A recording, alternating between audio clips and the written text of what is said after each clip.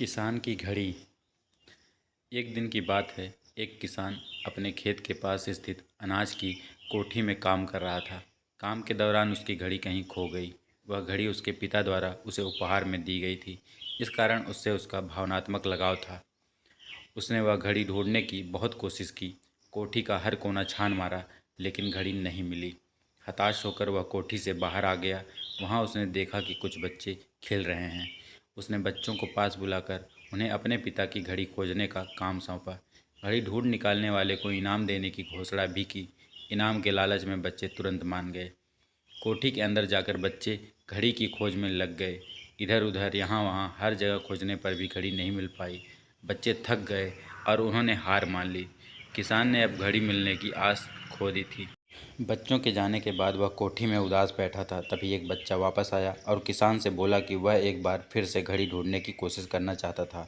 किसान ने हामी भर दी। बच्चा कोठी के भीतर गया और कुछ ही देर में बाहर आ गया। उसके हाथ में किसान की घड़ी थी। जब किसान ने वह घड़ी देखी तो बहुत खुश हुआ। उसे आश्चर्य हुआ कि जिस घड़ी को ढूंढने में सब नाकामयाब रहे, उसे उस बच्चे ने कैसे ढूंढ निकाला। पूछने पर बच्चे ने बताया कि कोठी के भीतर जाकर वह चुपचाप एक जगह खड़ा हो गया और सुनने लगा।